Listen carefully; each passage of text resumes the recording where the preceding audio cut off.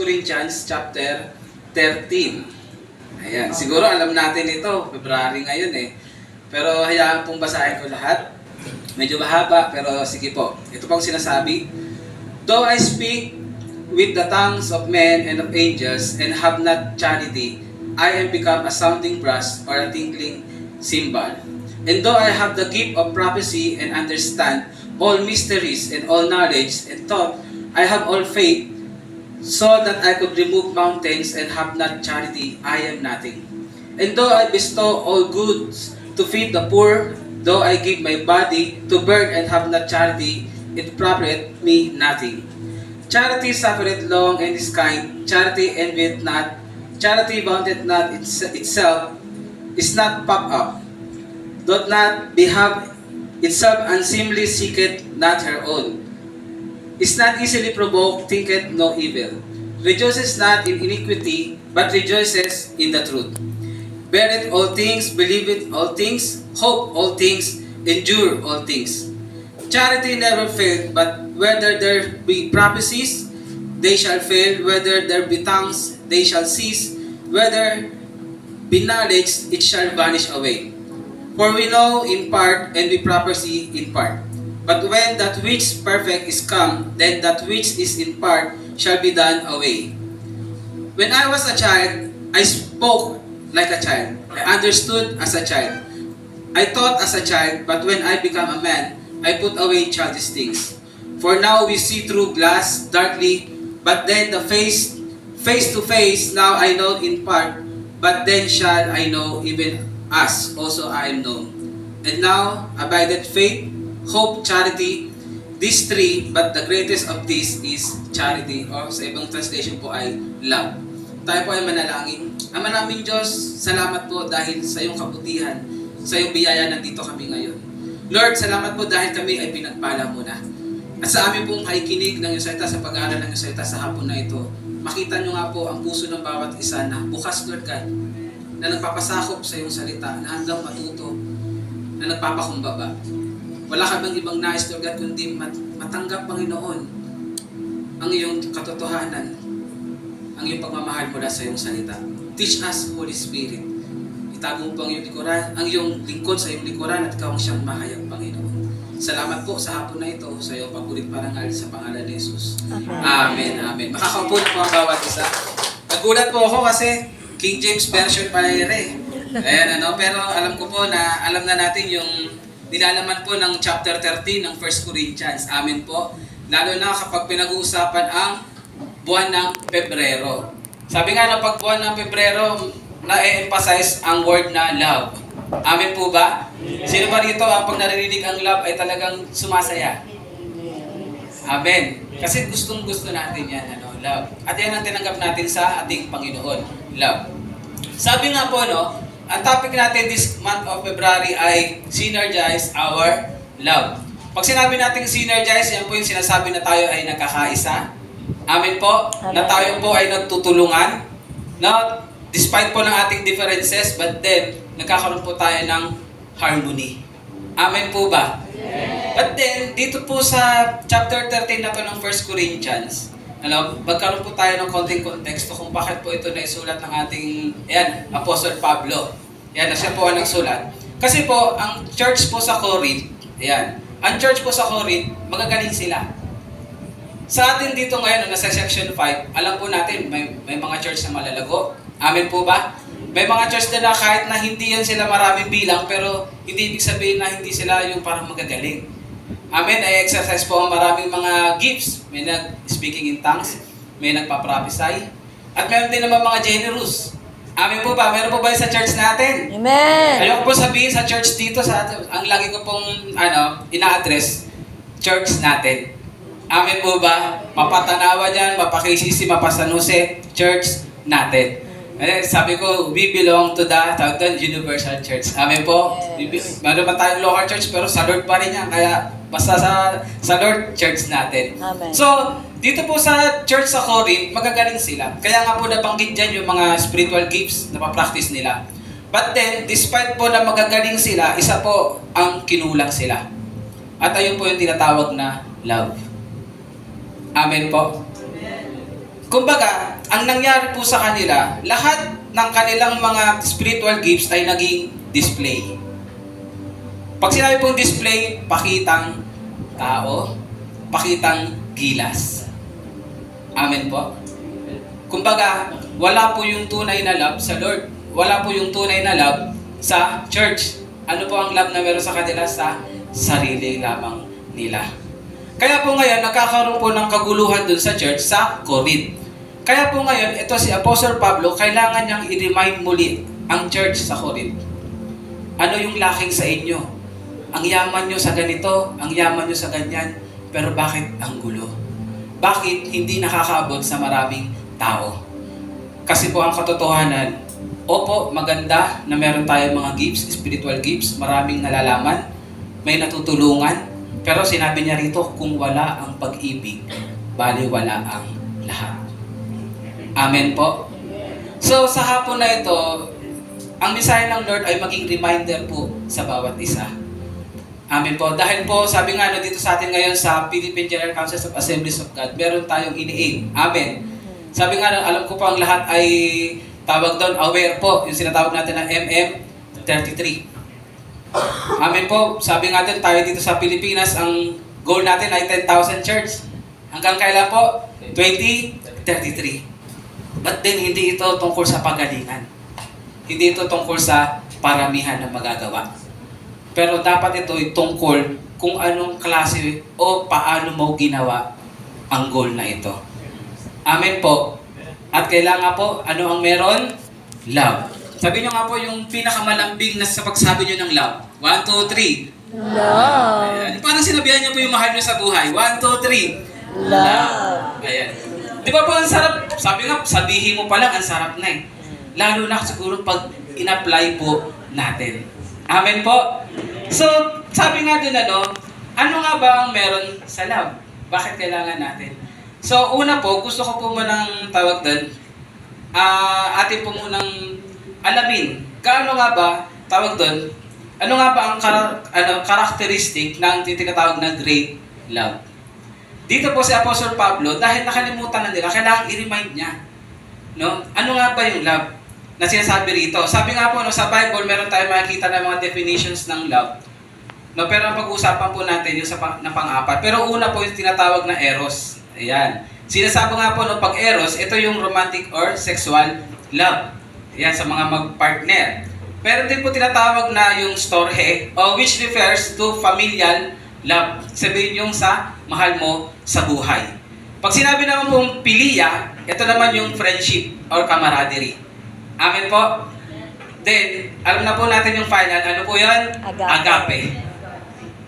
Pag sinabi pong agape, ito yung tungkol sa pag-ibig ng Diyos na binigay sa atin.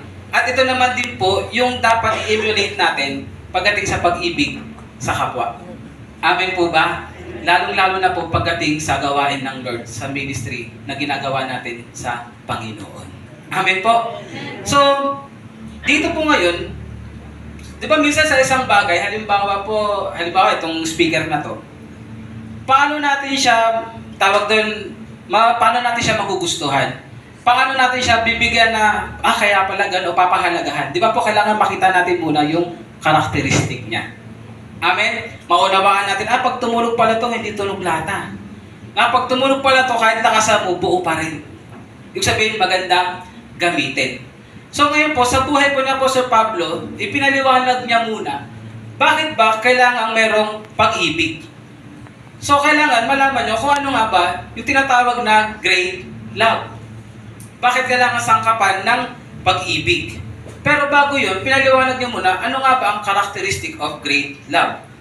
At naisulat niya po yan, ilan nga po yan, pero bigyan ko lang po kayo, basahin ko isa-isa at mabilis lang po. Ayun, narinig na yung word, mabilis lang. Sabi niya, characteristics of great love. Una po sinasabi, love is patient. Amen po. Narinig na natin yan. Pero ang tanong, na-apply ba natin? Sa isang gawain, napakahalaga po, yung tinatawag na patience tayo, may patience tayo. Na, halimbawa na po, lalo na sa sino po yung naghahawak po ng mga, life group. May hinahawakan na bagong Kristiyano. Sabi na, pag bagong Kristyano, mas madali pa eh. Pag matagal ng Kristyano hinawakan mo, mas mahirap pa. Kasi matigas na daw ang ulo. Minsan, mas magaling pa sa'yo. O kaya, alam ko na yan. Pero, ano't ano man, sinasabi dapat merong love is patient. Magkaroon tayo ng pagpapasensya. Amen? Sabi nga po, no, kung hindi mapagpasensya ang Panginoon sa atin, wala na tayo. Pero, tinuturo na Apostol Pablo, love is patient. Ibig sabihin, magkaroon tayo ng pagpapasensya kung paano ang Panginoon ay naging mapagpasensya sa atin. Then next is, love is kind. Pag sinabing love is kind, alam na po natin yan, ano, yung sinasabi na, gawan ka man ng masama, hindi mo babalikan ng masama. Madali po yan o mahirap? Mahirap. Lalo na kapag sinasabi yung below the belt ang ginawa sa'yo.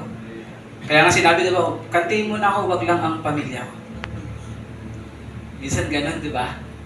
But then, ang itinuturo sa atin, love is kind. Kaya nga tinuro ng ating Panginoong Jesucristo, minsan naituro natin sa church, ano, sa FCC, ang tindi. Kakaturo ko lang, naranasan po namin.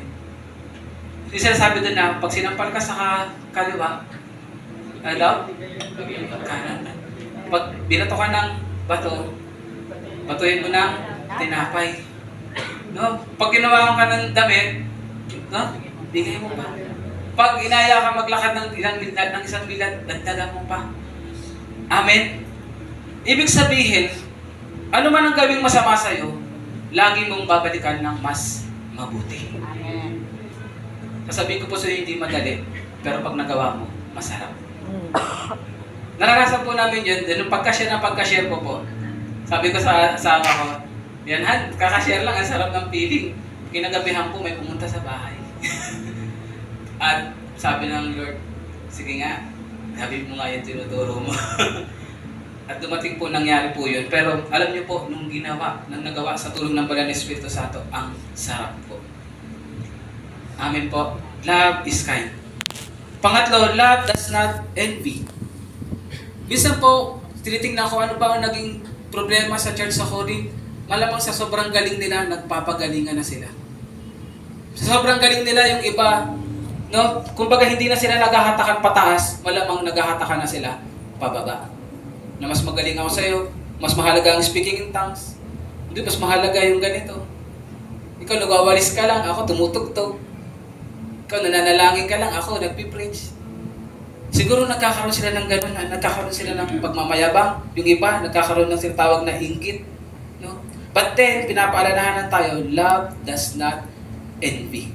Kung ano po ang nakikita natin na inaangat ng kapwa natin, maging sa ministry man yan or personal life, sabi po, dapat matuwa tayo. Yes.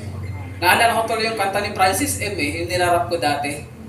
Yung mga kababayan ko, di ba dapat lang ikay matuwa no? Sa nagawa ng iyong kapatid. Sabi ko, buti pa siya, alam niya. Pero dapat, we must know better. Tayong mga Kristiyano. Amen. Amen po ba? Amen. Nagiging mabigat ang isang ministry kapag yung tao na minsan nakiinis ka, nakikita mo, pinopromote ng Lord. Dapat hindi ka magalit. Huwag mo sabihin, mas banal ako dyan. Nakikita ko yan, hindi eh. Si Lord na nakakaalam. Ang kailangan mo lang matuwa ka. Amen po ba? Amen. Lalo na sa mga churches din. Kung itong isang church na to ay nakikita natin lumalago, dumadami. Huwag natin questionin kung ano yung ginagawa nila. Matuwa tayo dahil pinagpapala sila ng Panginoon. Amen. At darating naman din yung para sa atin. Amen. Amen po ba? Amen. Then next, love does not dishonor others.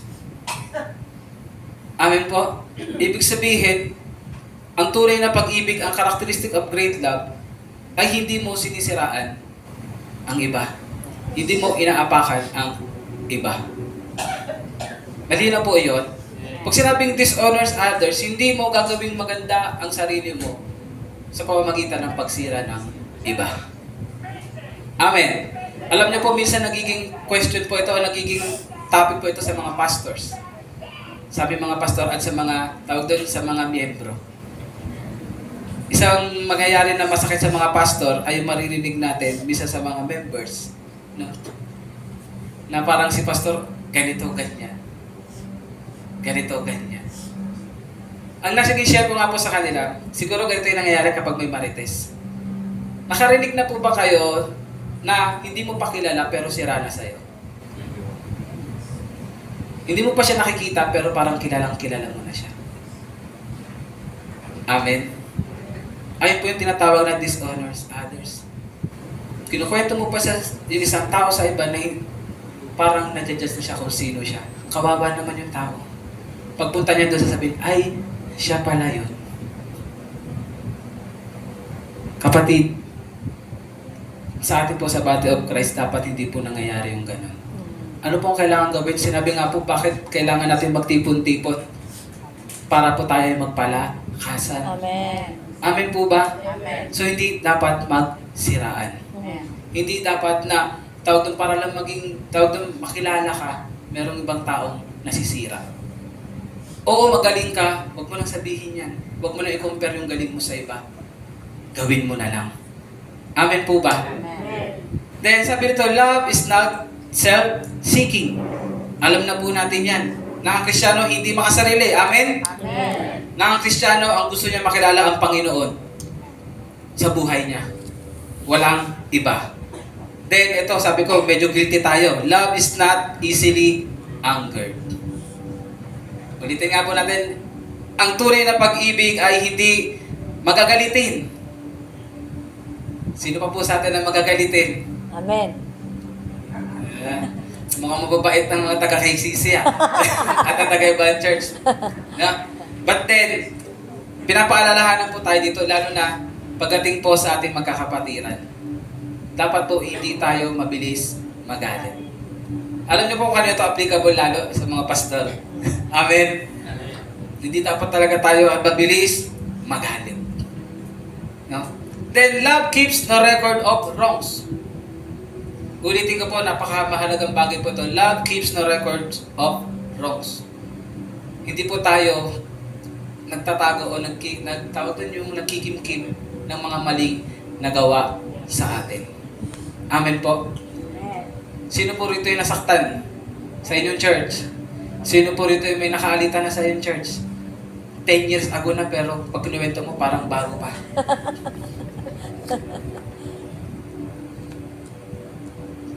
Alam niyo po, isa sa maganda sa ating Diyos, pag nagpatawad po siya, kinakalimutan niya na. Yes. Kaya po tayo, tinuturuan tayo ng salita ng Lord. Kapag nagpatawad ka, ibig sabihin, wala na yun. Sa isang gawain po, nagiging mabigat po kapag lagi natin naaalala kung ano yung mga maling nagawa o yung mahirap na nangyari dati. Sabi nga po, pag binalikan mo ng binalikan, hindi ka maka-abante. Kasi nakatingin ka lagi sa likod. Pag binura mo ang lahat yan, makaka-abante ka kapatid. Burahin mo lang kung ano yung mga dapat burahin. Kalimutan mo na ang dapat kalimutan. And love does not delight in evil, but rejoices with the truth. Hindi ko na po kailangan niyang paliwanag pa ng gusto, no? Pero tayo mga Kristiyano, tayo mga anak ng Lord, hindi po tayo natutuwa kapag may maling nangyayari sa ating church. Amen. Hindi po dapat natin pinapalagpas kapag meron po tayo nakikita na gumagawa ng hindi tama. But then, hindi naman po galit ang pag-approach natin sa kanila. Kailangan po love pa rin. But then, kailangan po merong truth. Amen po ba? Amen. And sinabi po rito, love always protects, always trusts, always hopes, and always perseveres. Amen. Ang gusto ko pong bigyang pansin dito yung word na protects. Mga kapatid po, if we belong to the local church, wag po tayo ang pagagalingan ng ikasisira ng ating iglesia. Amen.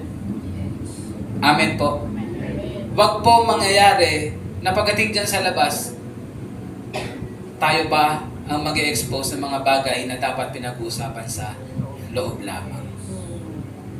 Amen po ba? Amen. At ganun din, same sa family. Wag mo ikuwento sa iba yung bagay na pang pamilya lamang. Kung kasisira yan ng kapatid mo, kasisira ng tatay mo, o ng anak mo, ikip mo lang sa loob. Bakit? Dapat ikaw ang unang nagpoprotekta sa pamilya mo. Ganon din naman sa iglesia. Ikaw dapat ang unang nagpoprotekta sa loob. wag ikaw ang pagmumulan ng ikasisira sa labas. Amen po ba? Ayun po yung mga bagay na nawala sa mga taga-Korinto. Kaya po pinaalalahanan sila na kailangan merong love sa lahat ng gagawin nila. Ngayon po, ano nga ba ang nangyayari kapag merong love? Ito po yung pinaka-main point po natin na gusto ko pong maiwanan sa inyo. Yung tinatawag na, kapag meron pong love sa ginagawa mo, nagkakaroon po ng value yung ginagawa mo. Ulitin ko po. Love puts value in everything. Ang isang bagay po, kahit gaano mo kagaling ginawa pero walang pagmamahal, walang silbi. Ang isang bagay, speaking in tongues ka pero pagyayabang walang pagmamahal, baliwala. Ang pagbibigay mo, kahit gaano kalaki kung walang pagmamahal, baliwala. Ang buhay natin kung wala ang Diyos, wala ang pagmamahal ng Diyos, baliwala. Ang pag-ibig ng Diyos ang nagbigay ng value sa atin, mga kapatid. Kaya naman tinuturuan tayo ngayon, put love in everything you do. Dahil doon po siya nagkakaroon ng value. Amen po ba? Nakukuha po natin yung mensahe ng Lord. Ngayon po, dito sa ginagawa natin, sa pagpunta nyo rito, sa pag-pray, kung wala ang love, baliwala po. Kung sa pagpunta natin dito, wala ang love, sayang lang ang pagpunta natin. But then, tinuturuan tayo ng Lord, if you put love in everything you do, nagkakaroon po ng value yan. Nagkakaroon ng halaga. Nagkakaroon po siya, tawag doon na talagang magiging, tawag doon, valuable siya. Magiging mahalaga siya. Iingatan mo. At magkakaroon po ng impact sa bawat isa sa atin. Amen po. At pangalawa, love makes something last. Kapag ang ginagawa mo ay may pag-ibig, kaya mong tumagal. Amen po ba? Mga pastor, kaya tayo tumatagal dahil nasa atin ang pag-ibig ng Lord at alam ko rin mahal niyo ang bawat tupa na hinahawakan ninyo. Kasi kung wala pagmamahal yung pastor, ayoko ko na. Kulit nyo. No? Bye-bye. No? Ganon din naman ang mga kongregasyon. Kung walang pag-ibig, baka iniwanan nyo na rin ang pastor. Love makes something last. Kung ano ang ginagawa mo kapag may pag-ibig, tatagal ka. Titibay ka. Sabi nga may value pa, halagan mo, then at the same time, tatagal ka. Sabi nga sa trabaho natin, ang hirap magtrabaho kapag wala ng pag-ibig. Ano mga nawawala kapag walang love? Mawalan ka ng joy. Ng passion. No?